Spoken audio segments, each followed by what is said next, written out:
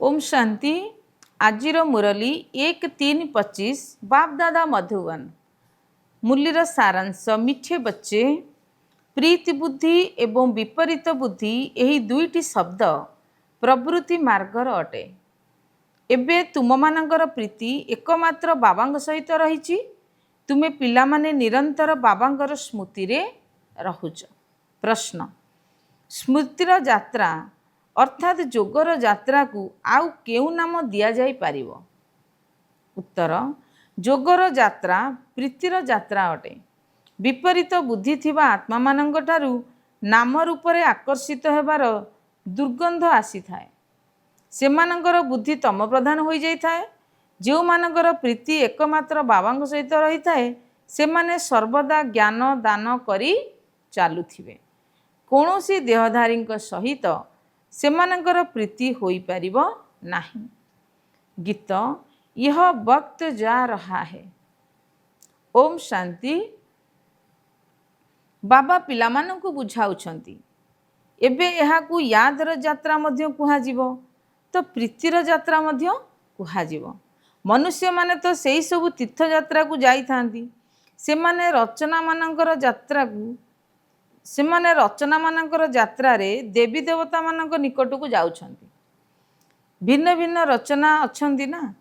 रचयिता बाबांकु तो केही भी जानी नाहांती। एबे तुमे रचयिता पितांकु जानुछ। सेही बाबांक याद रे तुमको केबे अटकी जिबार नाही। तुमको स्मृतिर यात्रा मिलिछि। एहाकु यादर यात्रा अथवा प्रीतिर यात्रा मध्य कुहा जाई थाए। जो मानकर अधिक प्रीति थिबो सेमाने यात्रा मध्य भल भावे करिवे अर्थात अधिक मने पकेइबे। जेते स्नेहर सहित यात्रा रे रहिबे अर्थात बाबांकु मने पकाइबे सेते पवित्र मध्य होई चलिबे। शिव भगवान उवाच रहिछि ना, विनाश काले विपरीत बुद्धि एवं विनाश काले प्रीति बुद्धि। तुमे पिला माने जानुछ एबे विनाश काल अटे। यह सेही गीतार अध्याय चलीछि। बाबा श्रीकृष्णंकर गीता एवं त्रिमूर्ति शिव बाबांकर गीतार पार्थक्य मध्य बुझाउछंती। गीतार भगवान किए? परमपिता शिव भगवान उवाच। केवल शिव अक्षर लेखिबार नाही, काहींकि ना शिव नाम मध्य अनेकंकर रहिछि। तेणु परमपिता परमात्मा लेखिबा द्वारा से सर्वोच्च होई गले। केही तो निजको परमपिता बोली कहि परिबे नाही। सन्यासी माने निजको शिवोहम कहि दउछंती। सेमाने तो पितांकु मने भी पकई पारि नथांती। पितांकु जानी ही नाहांती। बाबांग सह प्रीति ही नाही। प्रीति एवं विपरीत यह प्रवृत्ति मार्ग पई प्रयुज्य। कौनसी संतान मानंकर पितांक सहित प्रीति बुद्धि तो कहार विपरीत बुद्धि थाए। तुम मानक मध्यरे भी यही परि अछंती। बाबांग सहित प्रीति बुद्धि तांकर कुहाजिबो जी बाबांग सेवारे तत्पर रहुथिबे। बाबांग व्यतीत आउ कहा सहित प्रीति होई पारिबो नाही। शिव बाबांकु ही कहि थांती, बाबा आमे तो आपणकर ही सहाय्यकारी अटु। ब्रह्मा बाबांकर एथिरे कथा ही नाही। शिव बाबांक सहित जो आत्मा मानकर प्रीति थिबो सेमाने निश्चय सहाय्यकारी हेबे। सेमाने शिव बाबांक सहित सेवा करि चलिबे। प्रीति नाही तो बुझिबाकु हबो विपरीत बुद्धि होई जाइछंती। विपरीत बुद्धि माने विनाश प्राप्त करि थांती। जहांकर बाबांक सह प्रीति थिबो सेमाने सहाय्यकारी मध्य हेबे। जेते प्रीति सेते सेवारे सहाय्यकारी हेबे। याद करू नाहांती अर्थात प्रीति नाही। पुणी देहधारी मानक सहित प्रीति होई जाई थाए। मनुष्य मनुष्यंकु निजर स्मृति चिन्ह स्वरूप किछि जिनिस मध्य देई थांती ना। तेणु सेमाने निश्चिंत मने पड़ी थांती। एबे तुम मानंकु बाबा अविनाशी ज्ञानर उपहार दौछंती, जहा द्वारा तुमे राजपद प्राप्त करुछ। अविनाशी ज्ञान रत्नर दान करुछंती तो प्रीति बुद्धि अटंती। जानिछंती बाबा समस्तिंकर कल्याण निमंते आसीछंती। आमकु मध्य सहयोगी हेबाकु पड़िबो। एभली प्रीति बुद्धि युक्त आत्मा विजयी होई थांती। जेउ माने याद करी न थांती सेमाने प्रीति बुद्धि नुहंती। बाबांग सह प्रीति बुद्धि थिबो, याद करुथिबो, तेबे विकर्म विनाश हबो। एवं अन्यमानकु मध्य कल्याणर रास्ता बताई पारिबो। तुम ब्राह्मण मानकर स्थिति मध्य प्रीति बुद्धि एवं विपरीत बुद्धि उपर निर्भर करुछि। बाबा को बहुत याद करुछंती अर्थात प्रीति बुद्धि अटंती। बाबा कहउछंती मते निरंतर मने पकाओ, मोर सहयोगी हुआ। रचना को अर्थात पिलामानंकु एकमात्र रचयिता बाबांकर ही याद रहिबा आवश्यक। कौनसी रचना को याद करिवार नहीं। दुनिया रे तो केही रचयिता को जानी नाहांती ना मने पकाउछंती। सन्यासी माने मध्य ब्रह्म को याद करिथांती, ताहा मध्य रचना होई गला। रचयिता तो समस्तंकर जणे ही अटंती ना। आउ जहा किछि भी जिनिस हे आखिरे देखुच से सबु तो हला रचना। जी देखा जाऊ नाहांती से होउछंती रचयिता बाबा। ब्रह्मा विष्णु शंकरंकर मध्य चित्र रहिछि, सेमाने मध्य रचयिता अटंती। ब्रह्मा विष्णु शंकरंकर मध्य चित्र रहिछि, सेमाने मध्य रचना अटंती। बाबा जो चित्र तैयारी करिवा पई कहिसेंती ता उपरे लेखिबा को हबो परमपिता परमात्मा त्रिमूर्ति शिव भगवान उवाच। जदिओ कई कई निजको भगवान बोली कहउछंती किंतु परमपिता कहि पारिबे नाही। तुमर बुद्धि जोग शिव बाबांग सहित रहिछि, शरीर सहित नुहे। बाबा बुझाइछंती निजको अशरीरी आत्मा भाबी मते मने पकाओ।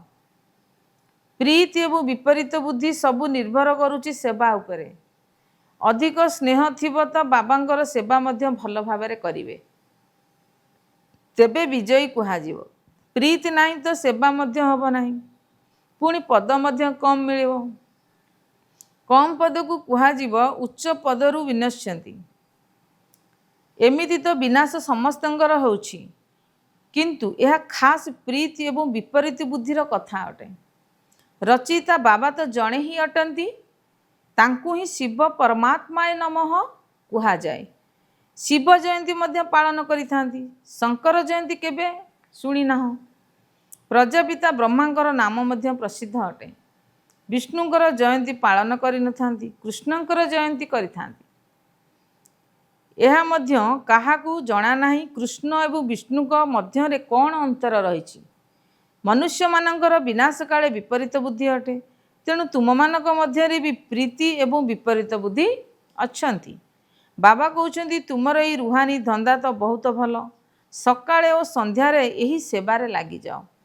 संध्या 6 रु 7 पर्यंत भल बोली कहिथांती। सत्संग आदि मध्य संध्या और सकाळे करिथांती। रातिरे तो वायुमंडल खराब होइथाए।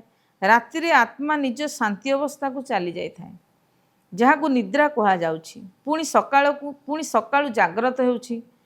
कहिथांती मध्य राम सिमरो प्रभात मोरे मन। एबे बाबा पिलामानकु बुझाउछंती मते मने पकाओ। शिव बाबा ब्रह्मांग शरीर रे प्रवेश कले तो कहिबे ना मते मने पकाओ, तेबे विकर्म विनाश हब। तुमे पिला माने जानुछ आमे केते बाबांगु मने पकाउछु आ केते रुहानी सेवा करुछु। समस्त को यही परिचय देवा को हब। निजको आत्मा भावी बाबा को याद कर, तेबे तुम्हें तम प्रधान रु सत्व प्रधान होई जीवो। आत्मारु खाद बाहरी जीवो। प्रीति बुद्धिर मध्य शतकड़ा रहिछि। जदि बाबा सहित प्रीति नाही, तेबे निश्चय निजर देह सहित प्रीति अछि बा मित्र संबंधिक सहित प्रीति अछि। बाबा सहित प्रीति थिले सेवारे लागि जिवे। बाबा सहित प्रीति नथिले तो सेवा मध्य करिवे नाही। काहाकू केवल बाबा एवं बादशाही विषय बुझाइबा तो बहुत सहज अटे। हे भगवान, हे परमात्मा कही याद करुछंती, किंतु आदौ जाणु नाहांती। बाबा बुझाउछंती प्रत्येक चित्र उपरे परमपिता त्रिमूर्ति शिव भगवान उवाच निश्चिंत लेखा जीवा दरकार, ताहाले केही किछि कहि पारिबे नाही। एबे तुमे पिला माने तो निजर कलमी लगाउछ। समस्त को रास्ता देखाओ, तेबे तो बाबा ठारू आसी वर्षा नेबे। बाबा को जानी ही नाहांती, तेणु प्रीति बुद्धि नुहंती। पाप बढ़ी बढ़ी एकदम तम प्रधान हो जाउछंती। बाबा सह प्रीति तांकर थिबो जे बहुत याद करुथिबे, तांकर ही सुवर्ण जुगी बुद्धि हब। जदि अन्य आड़े बुद्धि दौड़ुथिबो, तेबे तम प्रधान बुद्धि ही रही जिवे। जदिओ सम्मुखें बसिछंती तथापि भी प्रीति बुद्धि कुहाजिब नाही। काहेकि ना याद ही करूनाहांती। प्रीति बुद्धिर लक्षण है याद बा मने पकेइबा। से माने धारण करिवे और अन्य उपरे मध्य दया करिवे कि तुमे बाबा को मने पकाओ तेबे पावन होई जीवो। एई कथा काहाकू बुझाइबा तो बहुत सहज। बाबा स्वर्गर बादशाहीर वर्षा पिला मानंकु ही दउछंती। निश्चिंत शिव बाबा आसीथिले तेणु तो शिव जयंती मध्य पालन करुछंती ना। कृष्ण राम आदि समस्ते जन्म नहीं जाइछंती तेणु तो पालन करि आसुछंती। शिव बाबा को मध्य मने पकाउछंती काहेकि ना से आसी पिला मानंकु विश्वर बादशाही देउछंती। नुआ केही ए कथा को बुझी पारिबे नाही। भगवान किपरि आसी संपत्ति देउछंती बिल्कुल पत्थर बुद्धि हो जाउछंती। याद करिवार बुद्धि ही नाही।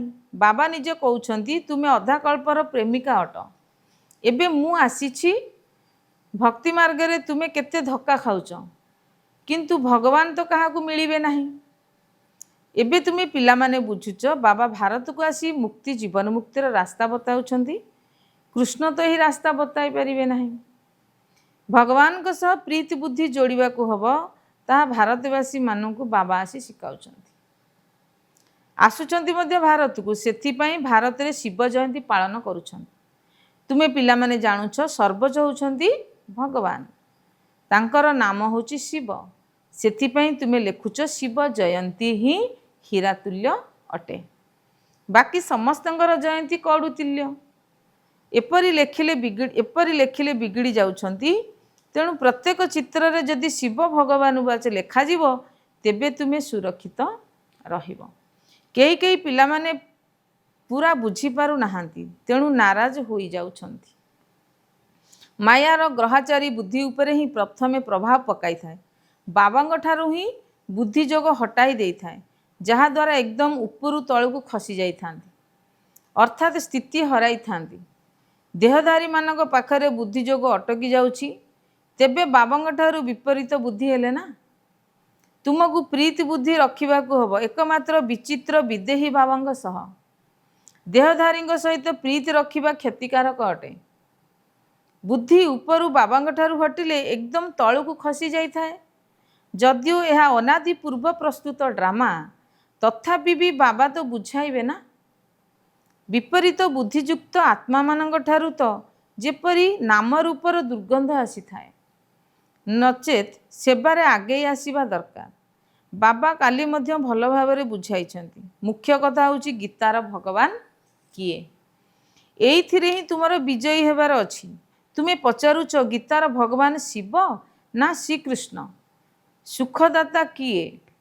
सुखदाता तो शिव अटंती तेणु तांकु भोट अथवा समर्थन देवा उचित। तांकर ही सबु महिमा। एबे भोट दियो गीतार भगवान किए? शिव को भोट देला वाला को कुहाजिबो प्रीति बुद्धि। यह तो बहुत बड़ इलेक्शन अर्थात निर्वाचन अटे। यही सबु जुक्ति तांकरी बुद्धि रे आसीबो जे सारा दिन विचार सागर मंथन करुथिबे। केही केही पिला ज्ञान रे चालू चालू मझी मझी रे रुसी जाउछंती। एबे देख तो प्रीति बुद्धि अछंती एबे देख तो प्रीति टूटी जाउछि। रुसी जाउछंती कौनसी कारणरू बिगड़ी गले तो तापरे केबे याद भी करिवे नाही। चिट्ठी मध्य लेखिबे नाही अर्थात प्रीति नाही। तेणु बाबा मध्य 6 आउ 8 मास चिट्ठी लेखिबे नाही। बाबा कालर काल मध्य अटंती साथी रे धर्मराज मध्य अटंती। बाबा को याद करिवा पई फुर्सत नाही तो तुमे की पद पाइबो। पद मध्य भ्रष्ट होई जीवो। आरंभ रे बाबा बड़ जुक्तिर सह पद पद पद आरंभ रे बाबा बड़ जुक्तिर सह बताउथिले। एबे तो से नाहांती। एबे तो पुनर्बार माला तैयारी हबो। सेवाधारी मानंकर तो बाबा मध्य महिमा करिवे। जिए निजे बादशाह होउछंदी सेमाने कहिबे आमर सांगसाथी भी बादशाह हुअन्तु। एमाने भी मो भली राजत्व नियंतु। बाबा को अन्नदाता बा माता पिता कही थांती। एबे माता तो हेले जगदम्बा। तांको द्वारा तुमको अथाह सुख मिलुछि। तुमको पुरुषार्थ द्वारा उच्च पद प्राप्त करिवार अछि। दिन को दिन तुमको जना पड़ी जीवो जे किए किए कौन हेबे। जो माने सेवा करिवे बाबा मध्य सेमानकु मने पकाइबे। सेवा तो करिबो नाही तो बाबा काहेकि मने पकाइबे? बाबा से मानकु मने पकाइबे जे कि प्रीति बुद्धि होइथिबे। यह मध्य बाबा बुझाइछंती कि कहा द्वारा मिलिथिबा जिनिस पिंधिले से निश्चय मने पड़िबे। बाबांग भंडाररू नेले शिव बाबा ही मने पड़िबे। ब्रह्मा बाबा निज अनुभव कहउछंती निश्चय मने पड़िबो, तेणु कहा द्वारा मिलिथिबा जिनिस रखिबा उचित नुहे। अच्छा, धारणा पाई मुख्य सारांश। 1 नंबर, एकमात्र विदेही एवं विचित्र बाबांग सहित आंतरिक एवं सच्चा प्रीति अर्थात स्नेह रखिबाकू हेबो। सर्वदा ध्यान रहू जे माया रूपी कालग्रह केबे भी बुद्धि उपरे आक्रमण न करी देउ। 2 नंबर, केबे भी बाबांग उपरे रुसिबार नाही। योग्य सेवाधारी होई निजर भविष्यत को श्रेष्ठ करिवार अछि। काहाठारु मिलिथिबा कोनोसी जिनिस निज पाखरे रखिबार नाही। आजिर वरदान, शुद्धिर विधि द्वारा संगठन रूपी किला को मजबूत करुथिबा सदा विजयी एवं निर्विघ्न हुआ।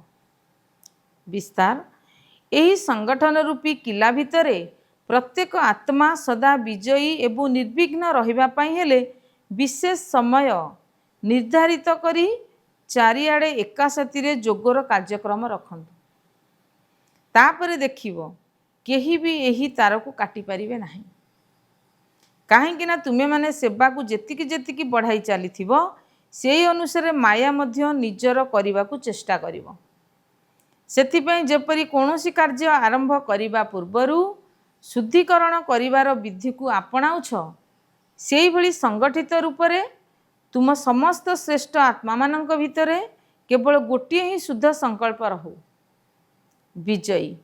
यह ही हेउची शुद्धिकरण करिवार विधि, जहा द्वारा संगठन रूपी किला मजबूत होइजिवो। स्लोगान, युक्तियुक्त बा यथार्थ सेवार प्रत्यक्ष फल हैला खुशी। ओम शांति।